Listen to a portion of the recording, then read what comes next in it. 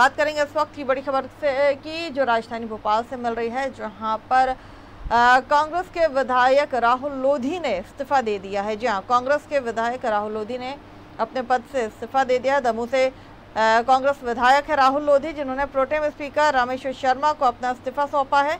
जल्द बीजेपी में शामिल हो सकते हैं राहुल लोधी। तो इस वक्त की बड़ी खबर आपको हम बता रहे हैं भोपाल से, जहां दमोह से कांग्रेस विधायक राहुल लोधी ने अपना इस्तीफा दे दिया है। प्रोटेम स्पीकर रामेश्वर शर्मा को उन्होंने अपना इस्तीफा सौंपा है और कयास लगाए जा रहे हैं कि अब जल्द ही वो बीजेपी में शामिल हो सकते हैं।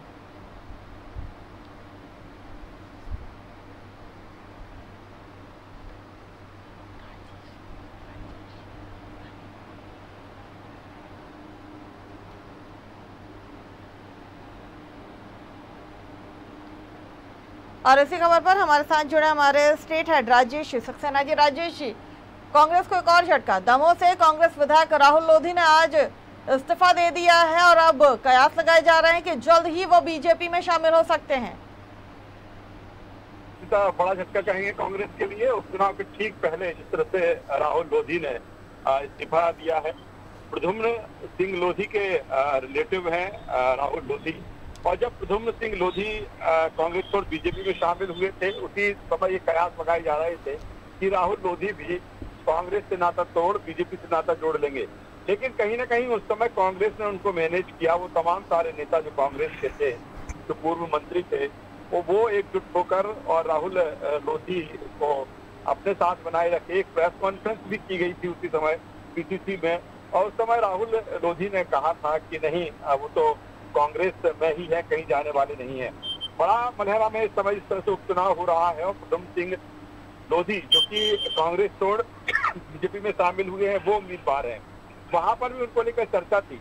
लेकिन सबसे बड़ी बात तो ये है कि अभी कुछ दिन पहले ही जिस तरह से मैं बड़ा मलहरा गया था उपचुनाव कवर करने, उस समय राहुल लोधी वहां पर कैंपेनिंग कर रहे थे कांग्रेस के लिए, और तमाम सारे आरोप प्रद्युम्न सिंह लोधी पर वो लगा रहे थे कि उन्होंने उनकी बिरादरी को, उनकी जाति को बदनाम किया है। तमाम तरह के भ्रष्टाचार के आरोप, अन्य तरह की अनर्गल बातें, तमाम सारी चीजें वहां पर वो कर रहे थे।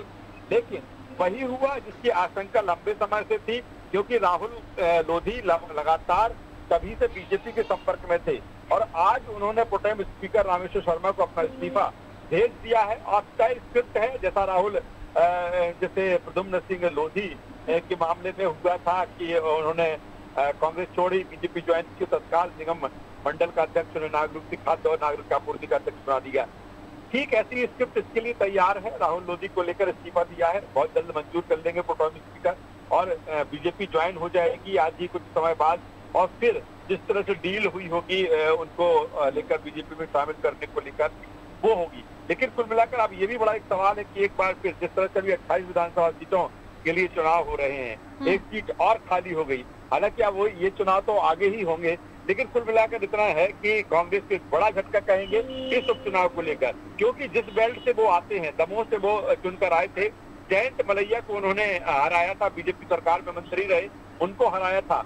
और वो बेल्ट, जिस तरह से बेल्ट की बात करें, बड़ा मलहरा की हम बात करें तो बड़ा मलहरा का भी हिस्सा दमोह लोकसभा सीट पर आता है। और दमोह लोकसभा सीट की बात करें तो वहां पर प्रहलाद पटेल जो कि केंद्रीय मंत्री हैं, वो वहां से आते हैं। उमा भारती का गढ़ है, उमा भारती ने ही प्रद्युम्न सिंह लोधी को बीजेपी ज्वाइन कराई थी। अब राहुल लोधी भी इसमें है। तो कुल मिलाकर एक जातिगत समीकरण की दृष्टि से देखे, इस क्षेत्र को जातिगत जो फैक्टर है उसको देखे तो काफी यहाँ पर बीजेपी मजबूत।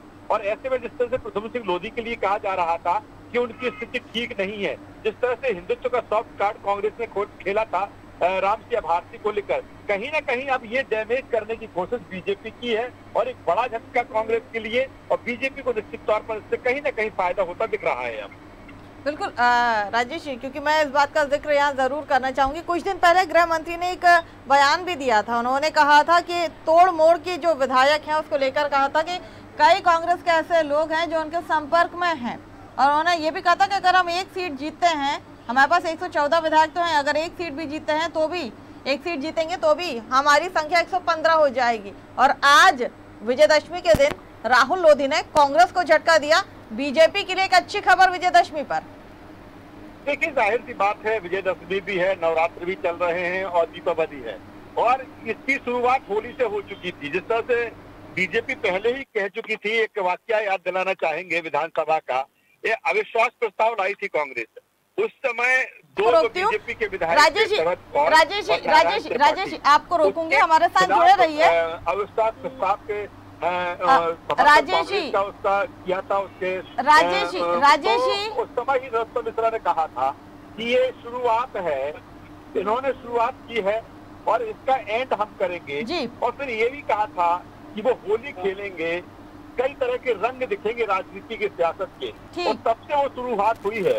और अब नवरात्र, विजयदशमी, विजय का प्रतीक और फिर दीपावली। राजेश जी आपको रोकती हूँ। राजेश जी लगता है कि बीजेपी, राजेश जी आपको मैं रोकूंगी। राजेश जी आप हमारे साथ जुड़े रहिए, हमारे साथ जुड़े रहिए। इस वक्त हमारे साथ कांग्रेस से कुणाल चौधरी जी जुड़ गए हैं, जरा उनसे बात करते हैं। कुणाल जी बहुत बहुत स्वागत है आपका न्यूज वर्ल्ड में। जी नमस्कार। कुणाल जी, कुछ समय पहले ही मेरी आपसे इस विषय पे बात हुई थी। एक और झटका कांग्रेस को, दमोह विधायक राहुल लोधी ने कांग्रेस से इस्तीफा दे दिया है, क्या कहेंगे इस पर? एक और आदमी हारने को तैयार हो गया, सीधे पैसे लेके लोकतंत्र का कत्ल करने को तैयार हो गया। जनता के मुंह पे जो तमाचा है मारने की कोशिश करिए। अभी जनता इनको उठा उठा के जो पटक के मारेगी, चाहे भारतीय जनता पार्टी हो, चाहे ये नेता हो। जो लोकतंत्र में जनता के जनादेश को बेचने में लगे, जनता ने इन्हें वोट दिया था काम करने को, गद्दारी करके वोट बेचने को नहीं। ये चुनाव के लोकतंत्र का जो कत्ल करने की कोशिश करी जा रही है, और लगातार बीजेपी को मालूम था इस चीजों पे जमानत चल रही तो और नंबर कम करने की चिंता नहीं करे बीजेपी। जितने करना है कर ले, जब जब चुनाव होगा जनता इन्हें सबक सिखाएगी। अब इन्होंने अपने ताबूत में दिल ठोक लिया। 28 की 28 सीटों पे बीजेपी अब जमानत जब्त होगी, जिस दिन ये चुनाव होगा उस दिन इनकी जमानत जब्त। लेकिन अब जो झटका लगा है, जो डैमेज हो रहा है, उसे कैसे कंट्रोल करेंगे? क्योंकि कुछ दिन पहले भी मैंने आपसे कहा था कि बीजेपी की तरफ से कहा गया है कि कांग्रेस के कई ऐसे लोग हैं जो उनके संपर्क में हैं। देखिए, पैसे की खरीद फरोख्त कर रहा है, उसमें क्या है, सीधा सिंपल है कि पैसे की फरोख्त करके इन लोगों को, कुछ लोग जो जिनको लालची लोग हैं, जो राजनीति में सेवा के लिए नहीं पैसे के लिए आए होंगे, और जिनको या तो लालच लग गया सिर्फ पैसे का, वो लोगों को कुछ को ले जा सकते हैं, लोकतंत्र में थोड़ा बहुत कत्ल कर सकते हैं, बाकी कहीं कोई दम नहीं। इनको जनता समझ सिखाएगी, जनता के जनादेश का भरोसा नहीं करते। जबकि जनता ने 15 साल पूरा भरोसा दिया, जनता ने वोट देके सर माथे पे बिठाया, पर जनता ने इसे बाहर करा। तो जनता को चुनौती देना, और ये गलत छवि ना पाले। लोकतंत्र में जनता अभी इनको चुनौती देगी और लोकतांत्रिक मूल्यों के मूल्य बताएगी। इसीलिए भारतीय जनता पार्टी को 70 साल देश से बाहर रखता जनता ने। कुणाल जी आप क्या मतलब आप ये कहना चाहते हैं कि राहुल लोधी भी खरीद फरोख्त के शिकार हुए हैं? खरीद पैसे लेके 50 करोड़ रुपए लेके राहुल बीजेपी मुख्यालय पहुंच चुके हैं, ये भी आपकी चलिए जानकारी में दे देती हूँ मैं। बीजेपी मुख्यालय पहुंच चुके हैं राहुल लोधी जी। पैसे लेके गया राहुल लोधी, कोई कुछ उसमें किंतु परंतु नहीं, ये पैसे लेके वहाँ पे गए। तो कुणाल जी ऐसी आखिर क्या परेशानी आ रही है? क्योंकि उपचुनाव तो है 3 तारीख को, ऐसी क्या विडंबना आ रही? क्योंकि आप ये कह रहे हैं कि कमलनाथ जी की सरकार एक बार फिर आने वाली है, प्रदेश में टिकाऊ सरकार इस बार आएगी, तो आखिर क्या वजह है कि कांग्रेस छोड़ के लोग बीजेपी की तरफ जा रहे हैं? अगर ऐसा होगा तो कांग्रेस तो सरकार ही नहीं बना पाएगी। जिसको पैसे ही लेना हो, जिसको जमीन ही बेचना हो, जिसको जनता के वोट को बेचना हो, उनका क्या हो सकता है? जिसके मन में ही चोर आ जाए, जिसको खुद को बिकना हो, सरेआम मंडियां लगी हुई है, सरेआम लोकतंत्र में जिसको बिकना हो, खरीदने वाले माल देने का काम कर रहे हैं, बिकने वाले बिकने का काम कर रहे हैं। इसमें तो कोई किंतु परंतु की बात ही नहीं है, बीच का कहीं कुछ बचता ही नहीं है। इस डैमेज को कैसे कंट्रोल करेंगे आप? इस सीट पर अब आप कैसे आप जो डैमेज हुआ उसे कंट्रोल करेंगे?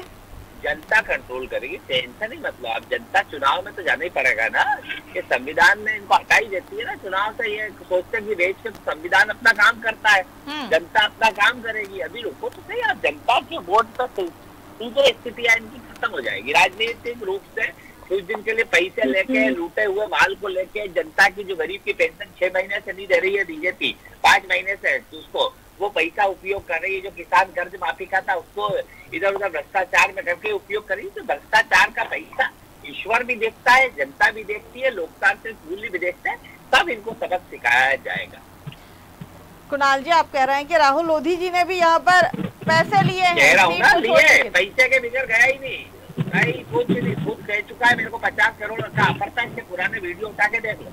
खुद ने कहा मुझे पैसे के प्रलोभन दिए गए, खुद के वीडियो है, और पैसे थोड़ा कम हो रहे होंगे, हिसाब कम पड़ रहा होगा, ज्यादा मांगे होंगे तो ज्यादा खेल लें, जमा लिया खेल, पहले थोड़े कम का ऑफर कराओ ना, ज्यादा ऑफर करो। ये 50 करोड़ में गए, 33 करोड़ ही नहीं है, 50 करोड़। तो फिर उस समय क्यों नहीं गए जब 22 विधायक गए थे छोड़ के आपके? आज का दिन क्यों, अब क्यों है वो? डील जमी होगी ना, पहले 35 करोड़ दिए थे, इनने 50 लिए होंगे, क्योंकि ये पहले बीजेपी को लग रहा था इससे भी काम हो जाएगा, निपटा देंगे। बीजेपी को दिख गया कि 28 सीटें मांग रहे हैं, झाड़ रहे हैं, जमानत जब्त हो रही है, तो अब उन्होंने भाव बढ़ा दिया 50 करोड़ में, जो भी जा रहा है अभी 50 करोड़ से नीचे कोई नहीं जा रहा। तो अभी और भी ऐसे लोग हैं जो बीजेपी के संपर्क में हैं, जो जा सकते हैं। बिकना होगा, अब किसी को बिकना होगा तो उसको तो कुछ नहीं करा जा सकता। अगर कोई खुद के अंदर खुद को बेचने, अगर कहीं मतलब तवायफ खाने पे खुद ही बेचने लग जाए तो कोई इसका कुछ नहीं कर सकता। चलिए, बहुत बहुत शुक्रिया कुणाल जी हमारे साथ जुड़ने के लिए। राजेश जी, आप मेरे साथ लाइन पर हैं? जी राजेश जी, आपने सुना साफ साफ कुणाल चौधरी जी ने ये कहा है कि राहुल लोधी ने पैसे लिए हैं, ऐसे पुराने कई उनके वीडियो हैं। क्या कहेंगे इस पर? क्योंकि आप इस वक्त अगर मैं देखूं तो आप ग्वालियर चंबल क्षेत्र में ही हैं, जनता का रुख भी आप देख रहे हैं, और इस तरह के आरोप अब कांग्रेस की तरफ से फिर लग रहे हैं। बिल्कुल स्मिता, जिस तरह से अगर हम कांग्रेस की बात कर रहे हैं तो कांग्रेस लगातार इसी तरह की बातें करती आई है, इसी तरह के आरोप वो लगाती आई है। और कुल मिला के ये है कि जो चुनौती है कांग्रेस के सामने वो लंबे समय से यही रही है कि अपने कुनबे को संभाल के वो नहीं रख पा रही है, अपने कुनबे को संभाल के रख नहीं पा रही है। और लेकिन ये बड़ा गंभीर मामला है कांग्रेस के लिए, ये गंभीर मामला है कांग्रेस के लिए कि वो जितने भी एक एक करके उसके जितने भी विधायक हैं, और यही कारण है कि बीजेपी में जा रहे हैं, तो जाहिर सी बात है कि इसको कुनबे को संभालना पड़ेगा कांग्रेस को, क्योंकि एक और झटका जिस तरह से लगा है तो उसके बाद ये है कि बड़ी ये चुनौती अब कांग्रेस के सामने लेकर देखना होगा। इसे जो डैमेज लगातार हो रहा है, कांग्रेस किस तरह से कंट्रोल करती है, क्योंकि 28 सीटों पर वैसे ही चुनाव वहां पर हो रहे हैं, और अब एक सीट पर और खाली होगी तो कहीं ना कहीं एक समस्या और चुनाव आयोग के सामने है कि एक सीट पर और चुनाव कराए जाएंगे। लेकिन जिस तरह से परिस्थितियां हैं और मामला निश्चित तौर पर अब गंभीर हो चला है, क्योंकि 28 सीटों पर जिस तरह से चुनाव और कांग्रेस को एक और झटका, कि ऐसे में कहीं ना कहीं बीजेपी जो लगातार दावे करती आई है वो उस पर बल मिलता है। और ये भी होता है कि जिस तरह से बीजेपी ने कहा था कि कई उसके संपर्क में हैं, और वो अब दिख भी रहा है, लेकिन अब देखना होगा ये सिलसिला लगातार इसी तरह से चलता रहेगा कि इसमें कहीं ना कहीं ब्रेक लगेगा, विराम लगेगा, ये देखने वाली बात होगी।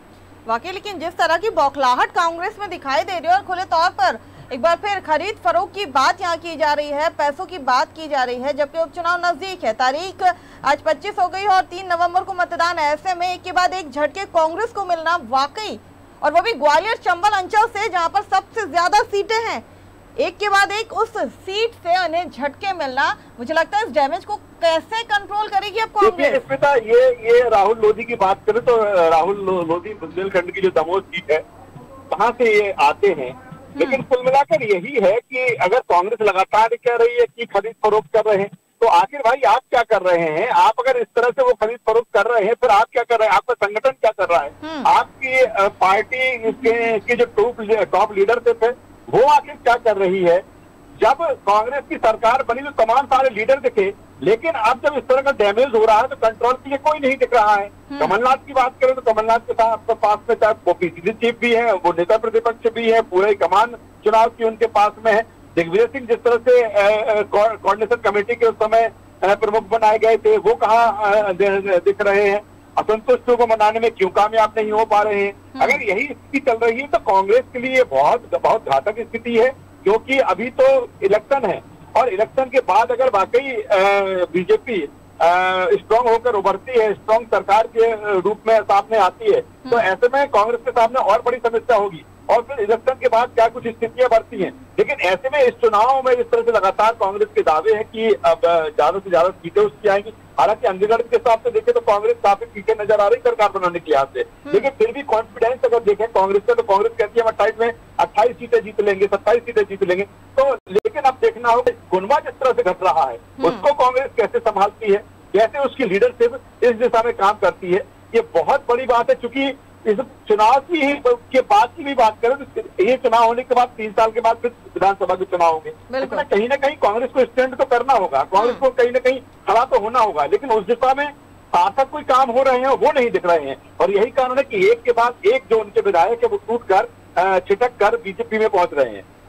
बहुत बहुत शुक्रिया राजेश जी हमारे साथ जुड़ने के लिए। तो इस वक्त की बड़ी खबर आपको बता रहे हैं राजधानी भोपाल से, जहां दमोह विधायक जो कांग्रेस से थे राहुल लोधी, उन्होंने प्रोटेम स्पीकर रामेश्वर शर्मा को अपना इस्तीफा सौंप दिया है और वो बीजेपी मुख्यालय पहुंच चुके हैं। जी हाँ, बीजेपी के कार्यालय पहुंच चुके हैं इस वक्त और बीजेपी की सदस्यता ग्रहण कर रहे हैं। आपको बता दें ग्वालियर चंबल अंचल है वो क्षेत्र है जहां पर 16 सीटें आती हैं और एक और झटका कांग्रेस को यहां पर लगा है। 3 नवंबर को मतदान है, एक सीट और खाली हुई है, यानी कि इस सीट पर भी अब चुनाव होगा, लेकिन कब होगा ये फैसला चुनाव आयोग करेगा, निर्वाचन आयोग करेगा। लेकिन एक के बाद एक इस तरह के झटके अगर कांग्रेस को मिलेंगे तो कांग्रेस कैसे अपना कुनबा संभालेगा और कैसे असंतोष कार्यकर्ताओं को संभालता है, ये देखना बेहद दिलचस्प होगा।